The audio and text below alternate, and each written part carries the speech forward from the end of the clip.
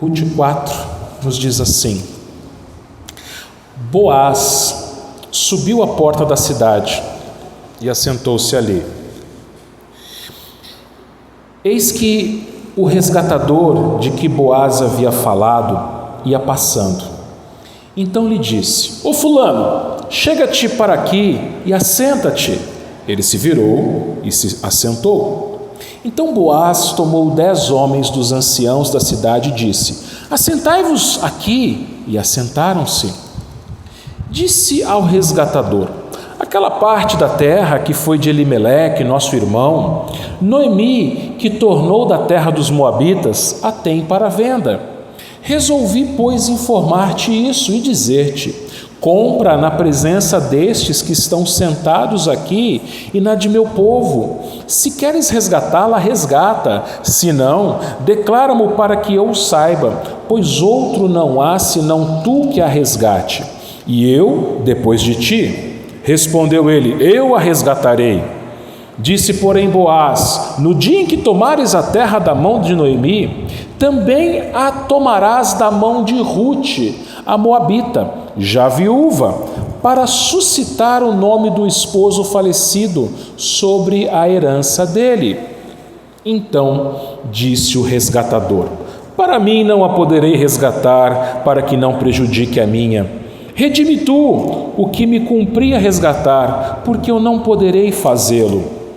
Este era, outrora, o costume em Israel quanto a resgates e permutas. O que queria confirmar qualquer negócio, tirava o calçado e o dava ao seu parceiro. Assim se confirmava negócio em Israel. Disse, pois, o resgatador a Boaz: compra tu, e tirou o calçado. Então Boaz disse aos anciãos e a todo o povo: sois hoje testemunhas de que comprei da mão de Noemi tudo que pertencia a Elimeleque, a Aquilion e a Malom. E também tomo por mulher Rute, a moabita, que foi esposa de Malom, para suscitar o nome deste sobre a sua herança, para que este nome não seja exterminado dentre seus irmãos, e da porta da sua cidade. Disto sois hoje testemunhas. Todo o povo que estava na porta e os anciãos disseram: somos testemunhas. O Senhor faça a esta mulher que entra na tua casa, como a Raquel e como a Lia, que ambas edificaram a casa de Israel. E tu, Boaz, ate valorosamente em Efrata, e faze-te nome afamado em Belém. Seja a tua casa como a casa de Pérez, que Tamar teve de Judá, pela prole que o Senhor te der desta jovem. Assim, tomou Boaz a Rute, e ela passou a ser sua mulher. Coabitou com ela, e o Senhor lhe concedeu que concebesse, e teve um filho. Então as mulheres disseram a Noemi: seja o Senhor bendito, que não deixou hoje de te dar um neto, que será teu resgatador, e seja afamado em Israel o nome deste. Ele será restaurador da tua vida e consolador da tua velhice, pois tua nora que te ama o deu à luz, e ela te é melhor do que 7 filhos. Noemi tomou o menino e o pôs no regaço e entrou a cuidar dele. As vizinhas lhe deram nome, dizendo: a Noemi nasceu um filho, e lhe chamaram Obed. Este é o pai de Jessé, pai de Davi. São estas, pois, as gerações de Pérez. Pérez gerou a Esrom, Esrom gerou a Rão, Rão gerou a Aminadab, Aminadab gerou a Naasson, Naasson gerou a Salmão, Salmão gerou a Boaz, Boaz gerou a Obed, Obed gerou a Jessé, e Jessé gerou a Davi. Nós já oramos. A rodovia SP 294, conhecida como Comandante João Ribeiro de Barros, é a principal estrada da nossa região, a Alta Paulista. É uma estrada boa, tem longas retas, alguns trechos com faixa duplicada, um asfalto aceitável. Infelizmente ela é pedagiada, fazer o quê? Mas é uma boa estrada. É verdade que no estado de São Paulo nós temos rodovias ainda melhores. Nós temos, por exemplo, a SP-300, a Rondon, que vai passar lá pela região de Araçatuba. É uma rodovia de pista dupla. Ou então a larga SP-280, a Castelo Branco. Se você já dirigiu quem é motorista aqui, já dirigiu em estradas assim, bem conservadas, bem sinalizadas, seguras, você sabe que dá gosto de dirigir em estradas assim. Até para quem é passageiro, seja num ônibus, é bom, é confortável você rodar em estradas assim, boas estradas. Mas a gente sabe que nem todas as estradas elas são assim. Existem algumas estradas que são perigosas, escuras, sem sinalização, cheias de curvas e buracos. Estradas que geralmente dão acesso a lugares pequenos e isolados são estradas assim, chamadas de estradas vicinais. São estradas bem precárias.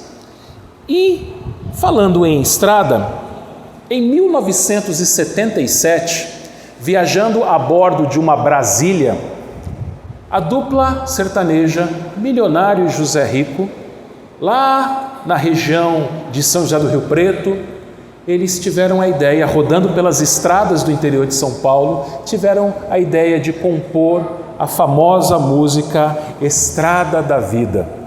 Muito famosa essa música, na verdade a mais famosa dessa dupla.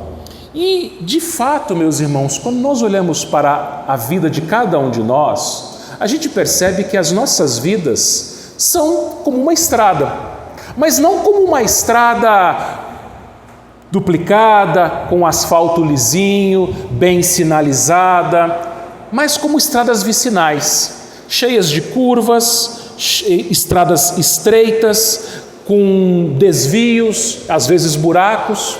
E foi isso que Jesus disse. Jesus disse que o cristão, ele passa pela porta estreita e pelo caminho estreito. A vida do cristão, de fato, é uma estrada, de fato é um caminho, porém é uma estrada bem sinuosa, é uma estrada bem difícil. E, meus irmãos, eu acredito que o pastor John Piper, pastor famoso, batista americano, nunca conheceu Milionário José Rico. Mas olha o que ele escreveu. Ele disse o seguinte, abro aspas: a vida não é uma linha reta que vai de uma bênção a outra e finalmente ao céu. A vida é uma estrada sinuosa e conturbada, retorno após retorno. Ele está traçando o curso e gerenciando os problemas com propósitos de longo alcance para o nosso bem e para a glória de Jesus Cristo. Fecho aspas. Assim é a vida do crente. Uma estrada cheia de curvas, desvios, apertada, mas não deixa de ser uma estrada. E Deus nos conduz por essa estrada. E quando nós olhamos para o livro de Ruth, que nós estamos terminando hoje de estudá-lo, nós vemos que a vida dos personagens aqui deste livro é exatamente dessa forma. Vidas cheias de reviravoltas, de mudanças, desde o capítulo 1 até o final. No capítulo 1, por exemplo, nós vimos Noemi saindo de Belém, indo para Moabe com sua família, seu marido, seus 2 filhos, e ela retorna para Belém, viúva, tendo sepultado os filhos, pobre e ainda a tiracolo a sua nora. Nós vimos também no capítulo 1 Ruth. Ruth era uma moabita que se casou com um dos filhos de Noemi, porém ela também ficou viúva, ela se converteu do paganismo para o judaísmo e ela foi para Belém. No capítulo 2 nós vimos, meus irmãos, o capítulo 2 ele se passa quase todo no espaço de um dia, Ruth saindo para trabalhar, como uma estrangeira pobre, o único trabalho que ela podia fazer em Israel era catar do chão os feixes de cevada e de trigo que caíam no chão. Mas naquele breve espaço de tempo, Ruth caiu na graça do dono da terra, Boaz. Boaz contratou Ruth, tratou bem Ruth, e no espaço da colheita de mais ou menos 50 dias, a colheita de trigo e de cevada, Ruth então, através do seu trabalho, pôde sustentar a sua nora Noemi. No capítulo 3, nós vemos uma mudança em Noemi. Noemi, lá no capítulo 1, ela estava amargurada. No capítulo 3, ela se anima, ela passa a fazer planos. E ela faz um plano, arriscado é verdade, mas um bom plano, em que ela diz: Ruth, Boaz pode se casar com você. Ele é o nosso resgatador. E você se lembra do domingo passado, em Ruth 3, que num período ali de uma noite apenas, Ruth e Boaz conversaram. Eles se respeitaram, eles mantiveram-se em santidade, mesmo sozinhos, mesmo à noite. Eles ali fizeram um acordo que no dia seguinte, Boaz, como sendo justo, ia resolver a situação. Por quê? Porque tinha um outro homem na frente da fila, tinha um outro resgatador, um parente mais chegado que podia se casar com Ruth. Então, se você nunca leu o livro de Ruth, ou não ouviu os 3 sermões anteriores, eu fiz agora para você um resumo de Ruth 1 até Ruth capítulo 3. E agora nós vamos entrar no capítulo 4 e a gente vai ver nessa noite a exposição desse capítulo, cujo tema é a estrada da vida. E eu quero mostrar para os irmãos, quero destacar 4 verdades nesse texto. A primeira é o compromisso de Boaz. Olha o versículo 1. Boaz subiu à porta da cidade e assentou-se ali. Eis que o resgatador de que Boaz havia falado ia passando, então lhe disse: Ô fulano, chega-te aqui e assenta-te. Ele se virou e se assentou.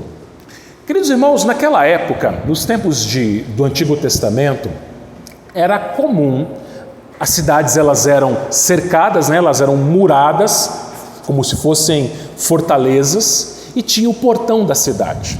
E o portão da cidade era um lugar importantíssimo. Aqui em Adamantina você conhece um lugar, existe um lugar aqui em Adamantina bem peculiar, até já falaram para mim. Que lugar é esse? Bem peculiar. A esquina do Banco Santander. A esquina do Banco Santander sempre tem alguns homens ali, um pouco mais de idade, e eles sempre estão conversando. E se você andar um pouquinho mais, alguns metros, o que você tem ali perto? O cartório. Então imagina esse espaço, a porta da cidade. Por quê? Por que eu estou falando isso? Porque na porta da cidade era o lugar onde os homens mais velhos conversavam, colocavam as conversas em dia. E também era o cartório da cidade, era o lugar onde eles faziam negócios, era o lugar onde eles ratificavam acordos. E exatamente para esse lugar que Boaz vai. Ele queria fazer um acordo, ele queria fazer um negócio, ele queria resolver a situação dele e de Ruth. E você se lembra que havia o parente mais chegado que tinha a prioridade de se casar com Ruth. Havia a lei do resgate em Israel, em que quando uma mulher ficava viúva, o parente mais próximo, se ele quisesse, poderia resgatar os bens do falecido. Então ele ficava com os bens do falecido e ele poderia se casar com a viúva também, ter filhos com ela. Isso era uma lei que existia e era possível se o resgatador quisesse. Só que era por ordem de proximidade familiar.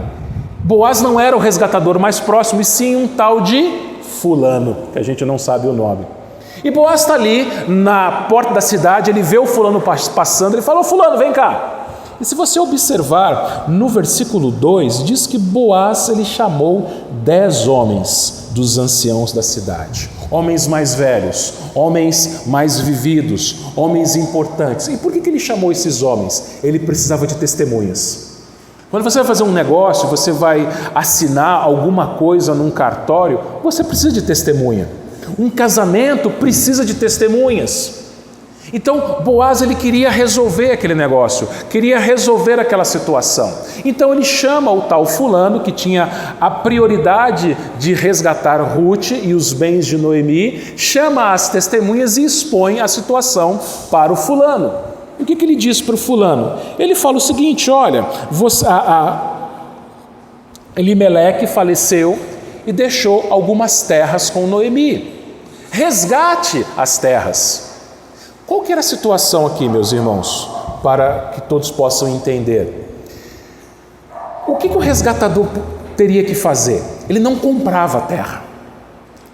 Era uma espécie de posse daquela terra. Ele arrendava a terra. Então o que acontecia? O resgatador, ele não ia desembolsar nenhum centavo. Ele ia arrendar as terras de Noemi, ele ia plantar e ele ia lucrar com a colheita daquela terra. E quando Noemi falecesse, a terra era dele. Belo negócio, não é verdade? E o tal fulano, ele aceita de pronto: eu a resgatarei. Está aqui no final do versículo 4. Eu fico, ótimo. Um belo negócio, um lucrativo negócio.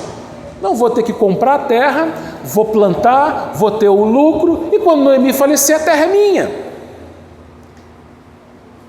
Porém, tinha um apêndice, tinha algo a mais naquele resgate, que no versículo 5, Boaz ele diz a ele: no dia em que tomares a terra da mão de Noemi, também a tomarás da mão de Ruth, a moabita, já viúva, para suscitar o nome do esposo falecido sobre a herança dele. Olha, fulano, você vai poder usufruir das terras de Noemi e depois elas serão suas, mas tem que casar com Ruth também. Ruth vem de brinde, ou melhor, Ruth era o prêmio principal no coração de Boaz. E o fulano então responde no versículo 6: eu não posso, para que eu não prejudique a minha. Tudo indica aqui que essa minha, o escritor aqui não deixa claro, mas tudo indica que essa minha era minha esposa, a esposa do resgatador, do fulano. Ele já era casado, então ele não podia casar com Ruth. Era tudo que Boaz queria. Lembra-se que Boaz amava a Ruth, Boaz queria se casar com Ruth. Para Boaz aquilo não era apenas um negócio. O casamento naquela época, meus irmãos, e até pouco tempo atrás, até poucas gerações atrás, casamento era negócio de família. Então os pais, o pai do noivo e o pai da noiva, eles acertavam o negócio para que o filho de um se casasse com a filha do outro e ali as famílias enriquecessem. Até pouco tempo atrás isso era comum. Só que Boaz não encara a vida de Ruth como um negócio, mas ele de fato a amava. Ele fica feliz pelo outro fulano não poder resgatar Ruth. E aí, quando o resgatador faz uma coisa, olha o versículo 8, ele diz a Boaz: compra tu, e tirou o calçado. Como assim tirou o calçado? Irmãos, a forma de carimbar o contrato, hoje em dia, você vai no tabelião, no cartório, e tem lá a assinatura do tabelião, tem lá o carimbo do cartório, e aquilo é a confirmação, a garantia de que aquele documento é válido.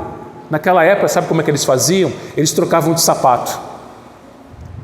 Então, 2 homens fazendo um negócio, aí um deles tirava o sapato, o problema seria o chulé, já imaginou? Tirava o sapato, dava para o outro tirava o dele e dava para ele. Eles trocavam de sapato diante de testemunhas, e ali estava feito o negócio. Como dizem alguns, era no fio do bigode, ou melhor, na sola do sapato. E assim o negócio era feito.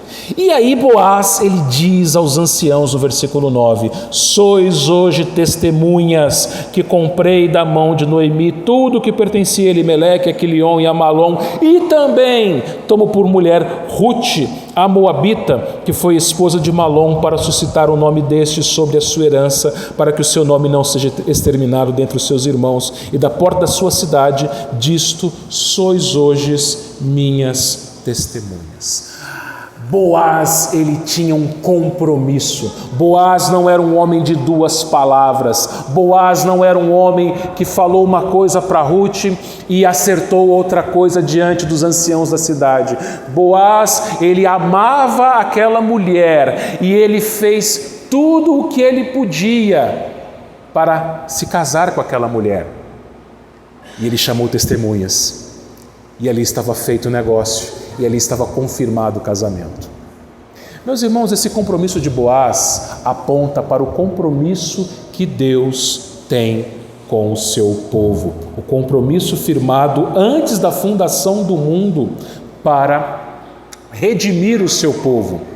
Todas as promessas do Antigo Testamento apontam para esse compromisso. Todos os animais sacrificados em holocausto no Antigo Testamento apontavam para esse compromisso. Os profetas falaram deste compromisso. E esse compromisso, meus irmãos, não foi ratificado em um cartório ou na porta de uma cidade antiga, mas na cruz do Calvário. O carimbo desse compromisso não foi a assinatura de um tabelião ou o carimbo do cartório e nem a troca de calçados, mas o sangue de Jesus, ele avalizou esse compromisso. Então, assim como Boaz amava a Ruth e ele teve o compromisso de resgatar Ruth da viuvez e se casar com Ruth, o nosso Senhor Jesus Cristo, ele também firmou um compromisso e cumpriu esse compromisso. E mais, ele não apenas nos resgatou naquela cruz, mas ele está conosco todos os dias das nossas vidas, durante toda a estrada de nossas vidas. Esse é o amor que Deus tem por você, que nós cantamos agora há pouco, o amor de Deus, o amor que a nossa irmã Raíssa acabou de orar. A gente não consegue entender esse amor que nos constrange. Não existe ninguém, ponha isso na sua cabeça, se você ainda não tem na sua cabeça isso. Não existe ninguém que ame você tanto como o Senhor Jesus Cristo. Não existe ninguém que ame você tanto como Deus Pai, que entregou o Filho dele por amor a você. E o Espírito Santo aplica isso no seu coração, quando você entende a palavra de Deus, quando você no meio do seu sofrimento é consolado por Deus. Quem faz isso é o Espírito Santo, porque Ele ama você, porque Ele tem um compromisso de jamais te abandonar. Você foi selado com o Espírito Santo e ninguém tira esse selo, você é dele, ninguém o tira das mãos dele. Então lembre-se, Deus tem um compromisso com você, não porque você merece. Ruth não merecia nada. Ruth era uma estrangeira, uma moabita, uma pobre coitada. E eu e você também éramos miseráveis. Mas o Senhor nos amou. O Senhor se casou com a sua igreja, conosco. E Ele continua cuidando de nós, Ele vai continuar cuidando até o fim. Segundo lugar, meus irmãos, nós vemos nesse texto a bênção sobre Ruth e Boaz. Olha o versículo 11, apenas a primeira parte. Todo o povo estava na porta e os anciãos disseram, olha as testemunhas, o que eles disseram? Somos testemunhas, o Senhor faça a esta mulher que entra na tua casa como a Raquel e como a Lia, que ambas edificaram a casa de Israel. Durante todo o livro, meus irmãos, um detalhe é deixado no ar. Você se lembra que Ruth, ela foi casada com Malom durante 10 anos. E naquela época, quando um casal se casava, eles queriam ter filhos logo. Não era como hoje. Hoje, quando um casal se casa, eles esperam um pouco. É normal isso. Mas naquela época não. Naquela época, eles brevemente já tinham filhos. Só que Malom e Ruth, eles ficam casados por 10 anos e eles não têm filhos. Será que Ruth era estéril? Fica no ar, a gente não sabe. Mas chama a nossa atenção que as testemunhas, os anciãos, eles abençoam a vida de Ruth com uma bênção de fertilidade. E é interessante que ele fala das duas matriarcas de Israel, das duas esposas de Jacó, Lia e Raquel. E em diferentes momentos de suas vidas, tanto Lia quanto Raquel foram férteis ou estéreis. Só que quem deu vida aos filhos, tanto de Lia como Raquel, foi o Senhor. O Senhor, Ele abriu o ventre daquelas mulheres, e se Ruth fosse estéril, a gente não sabe, fica no ar, tem essa desconfiança, então o Senhor faria da mesma forma, abriria o ventre de Ruth. E quando você olha para a segunda parte do versículo, você vê também a bênção sobre Boaz. Olha a segunda parte. E tu, Boaz, há-te valorosamente em Efrata, e faze-te nome afamado em Belém. 12. Seja a tua casa como a casa de Pérez, que Tamar teve de Judá, pela prole que o Senhor te der desta jovem. Olha só, as testemunhas falaram para Boaz o seguinte: que o teu nome seja afamado em Belém, tenha fama. Quem era Boaz? Boaz era um fazendeiro, solteirão, já tinha certa idade, não tinha se casado, uma pessoa sem muita expressão, vamos dizer assim.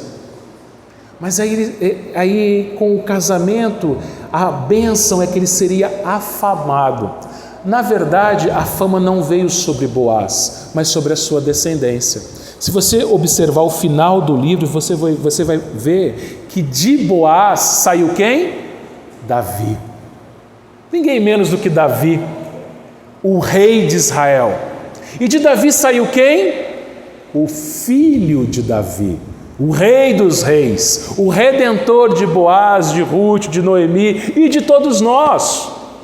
Então você observe o seguinte, que Deus usou um casal comum, um homem já de certa idade, solteiro, que tinha sua vida ali no campo, um fazendeiro comum, como tantos outros, uma mulher também comum, uma estrangeira, viúva, para que deles o plano da redenção continuasse. Deus usa pessoas comuns, pessoas sem expressão nenhuma. Para quê? Para que a glória seja dele. Então Deus ele usa cada um de nós. Deus ele abençoa a cada um de nós, e cada um de nós nas nossas vidas, nas estradas que percorremos, cada dia é um dia, Deus opera nas nossas vidas. E é interessante mais uma coisa, meus irmãos, que assim como a bênção de Boaz, sobre Boaz se estendeu sobre as gerações seguintes, tudo o que você vive vai respingar nas gerações seguintes. Muitas bênçãos que você tem hoje, elas serão estendidas para os seus filhos, para os seus netos, para os seus bisnetos, para as próximas gerações. Então você percebe que a bênção de Deus não é uma bênção estanque, uma bênção que fica apenas em uma geração, mas ela se estende por todas as gerações. Os filhos que nem nasceram, os netos que nem nasceram, os bisnetos que você talvez nunca conheça, eles serão abençoados por sua causa. Mas continua, o versículo 13 nos diz: assim tomou Boaz a Ruth, e ela passou a ser sua mulher, coabitou com ela, e o Senhor lhe concedeu que concebesse, e teve um filho. Olha que interessante, olha que intrigante o autor aqui de Ruth. O Senhor lhe concedeu que concebesse. Opa! Percebe? Por que ele fala isso? Olha, eu tenho grandes suspeitas. Eu não posso falar com todas as palavras, porque a Bíblia não fala com todas as palavras, mas eu tenho grandes suspeitas que Ruth fosse estéril. O Senhor lhe abriu o ventre, o Senhor lhe concedeu que concebesse. Irmãos, é interessante que Deus ele usou mulheres estéreis na Bíblia. Sara era estéril, Rebeca, Raquel, depois Lia, também um momento estéril, Ana, logo aqui em seguida em 1 Samuel, talvez Ruth, a gente não sabe, Isabel, a mãe de João Batista, estéril. Irmãos, nós lemos o Salmo 113, versículo 9. Nós lemos o Salmo 113 todo na liturgia. E no versículo 9 diz que o Senhor faz da estéril alegre mãe de filhos. Ou seja, a vida não é apenas fruto de uma relação sexual entre um homem e uma mulher ou de uma inseminação artificial em laboratório. A vida é doada por Deus. Se você tem vida, é porque Deus te deu o presente de viver mais um dia. Se você tem vida, é porque Deus construiu o seu corpo.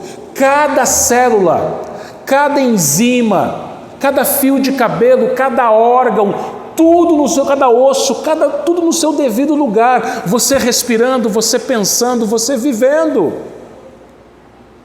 Irmãos, se Deus nos dá a vida, se a vida é um presente, nós precisamos ser gratos e contentes, porque a ingratidão e o descontentamento provocam tristeza, ira, inveja, amargura, tristeza. Pessoas que estão mergulhadas em profunda tristeza, pessoas que têm mau humor, irritadas, pessoas invejosas, amarguradas, são pessoas ingratas, são pessoas descontentes. Olhe para a sua vida, olhe para a sua vida. Se você é um cristão, lembre-se das palavras de Jesus em João 10:10. Lembra de João 10:10? Eu vim para que tenham vida e a tenham em abundância. Não é pouca vida, não é vida simples, é abundante. E é aqui. No céu vai ser plena, no novo céu e nova terra vai ser pleno, mas aqui, independentemente das circunstâncias, Deus te deu uma vida abundante. Ele enxuga suas lágrimas, Ele te dá o pão de cada dia, Ele te deu uma família, a família da fé, a igreja, Ele te dá saúde, Ele cuida de você, e mesmo que você passe pelo vale da sombra da morte, Ele está com você por toda a estrada da vida. Então seja grato, aprenda a ser contente em toda e qualquer situação, como diz Paulo lá aos Filipenses, porque Ele tem te abençoado com bênção, com vida, aliás, abundante. Terceira lição que esse texto nos mostra, meus irmãos, é o resgate de Noemi. Aqui no capítulo 4, versículo 14 diz: então as mulheres disseram a Noemi: seja o Senhor bendito, que não deixou hoje de te dar um neto, que será teu resgatador, e seja afamado em Israel o nome dele. O foco deixa de estar sobre o casal. Agora nós não vamos ver mais Ruth e Boaz e Ruth, e agora o foco fecha em Noemi. Interessante que a história começa lá no capítulo 1 com Noemi, e você lembra que no capítulo 1 tudo que Deus fez com Noemi, ela mesma reconheceu isso. Deus fez ela sofrer, Deus fez ela passar pelo amargor da vida, pelos piores trechos da estrada da vida, pela viuvez, pelo luto de ter que sepultar 2 filhos, pela pobreza. Mas agora, olha que lindo, seja o Senhor bendito que não deixou hoje de te dar um neto para ser o teu resgatador.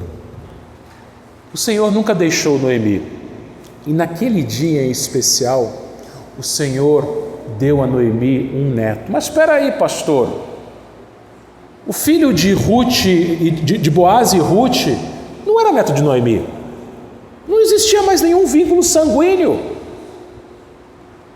Na verdade, o filho de Noemi já havia morrido. Mas olha que lindo, Noemi foi adotada naquela família. Às vezes quando a gente fala de adoção, a gente pensa apenas na criança sendo adotada numa família. Mas adultos também podem ser adotados. Noemi foi adotada naquela família.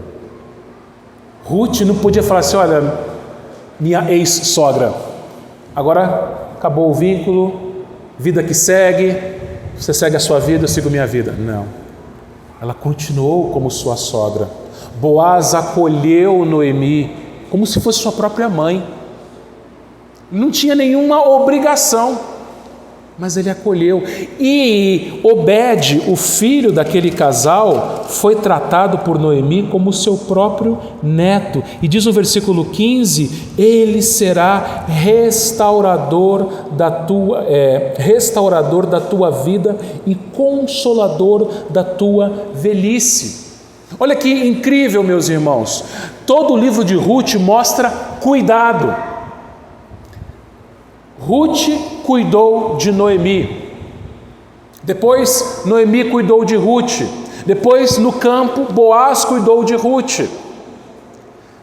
depois Boaz novamente cuidou de Ruth, cuidou mais ainda se casando com ela.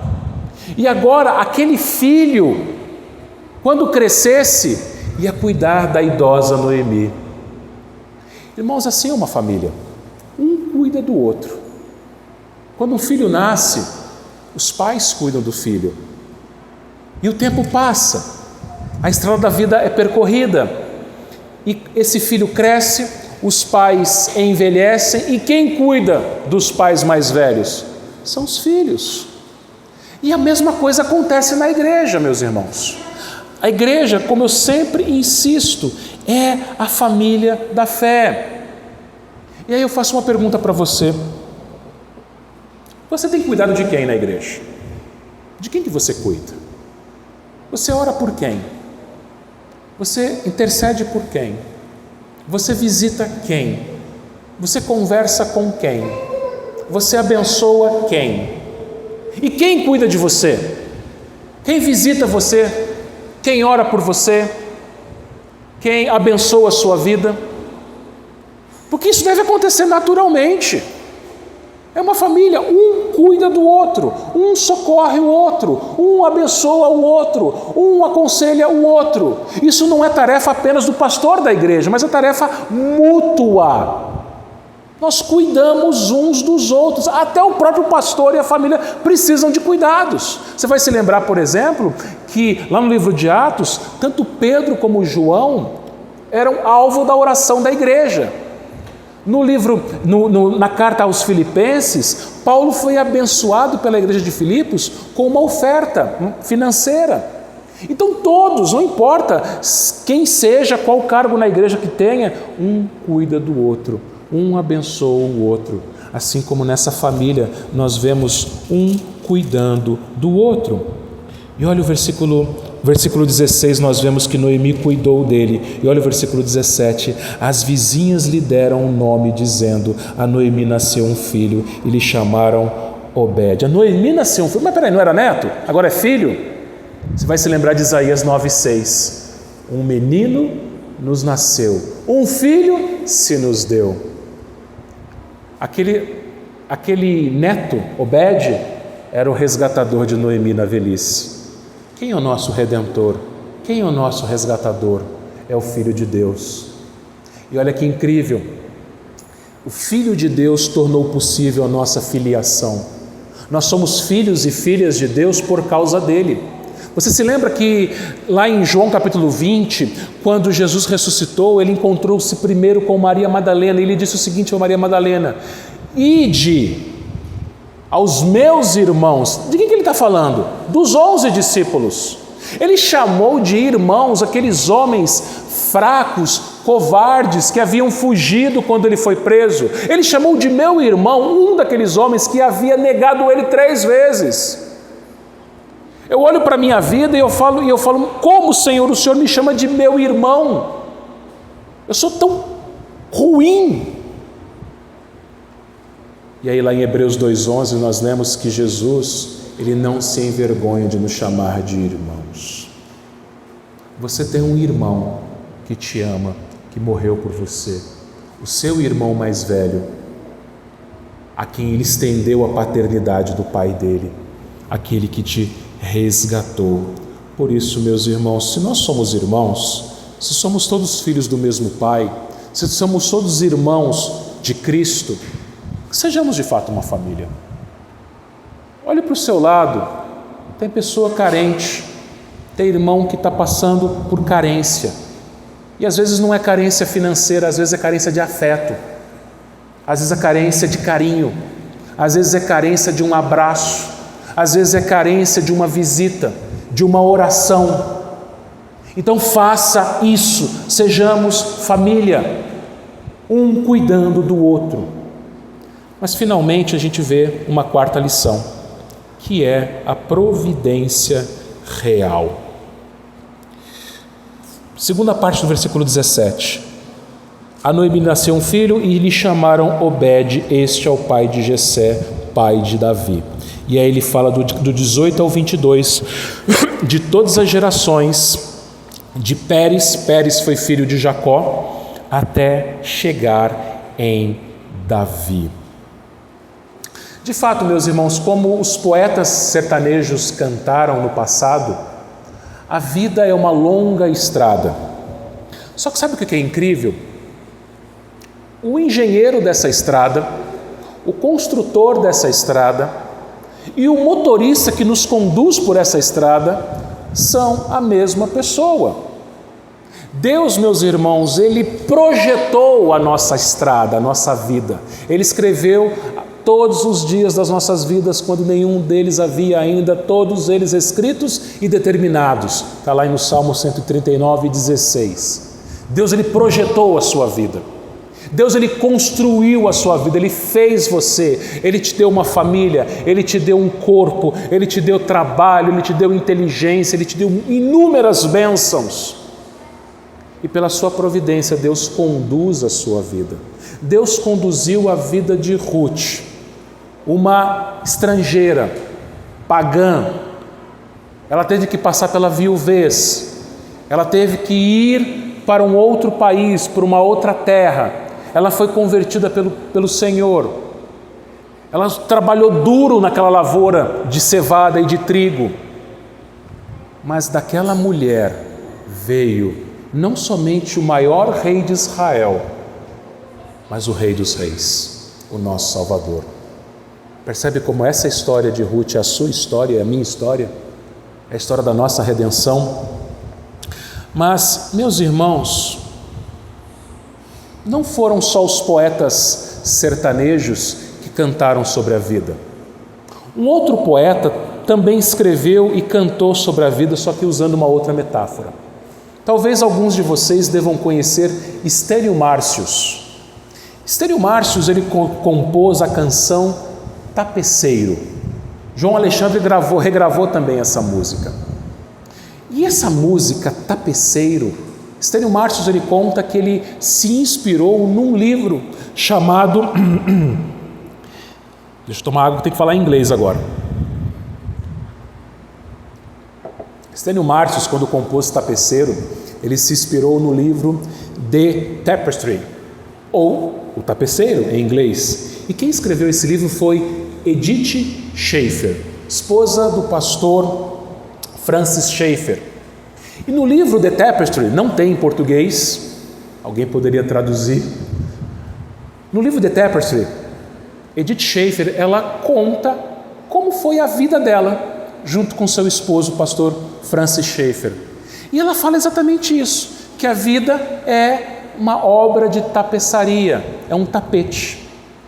Estênio Márcios, na sua música, ele faz a mesma coisa, ele nos conta que a vida é obra de tapeçaria, é tecida de cores alegres e vivas, que fazem contraste no meio das cores nubladas e tristes. Mas se você olha do avesso, nem imagina o desfecho. No fim das contas, tudo se explica, tudo se encaixa, tudo coopera para o meu bem. Só que existe um poeta ainda maior, que fala da nossa vida. Esse poeta é o próprio Deus, é o próprio Espírito Santo. Nós lemos em Efésios 2:10 o seguinte, agora na liturgia: pois somos feitura dele, criados em Cristo Jesus para as boas obras, as quais Deus de antemão preparou para que andássemos nelas. Sabe essa palavra feitura? Feitura, em Efésios 2:10. Na língua grega, a língua que Paulo escreveu, essa palavra feitura é a palavra grega poema. Poema. Da onde vem a palavra portuguesa poema. Olha que lindo. A vida é mais do que uma estrada, é mais do que uma obra de tapeçaria. A vida é um poema. A vida do crente é um poema. Deus escreveu a nossa vida um lindo poema. Alguns dias vão ser nublados, tristes, chuvosos. Outros vão ser ensolarados, bonitos, floridos. Mas durante toda a nossa estrada da vida, durante todo o tecer do tapeceiro que forma as nossas vidas, a cada linha do poema que é a nossa vida, Deus está sempre conosco. Que Ele te abençoe, que Ele continue cuidando de você. Seja grato pela sua vida.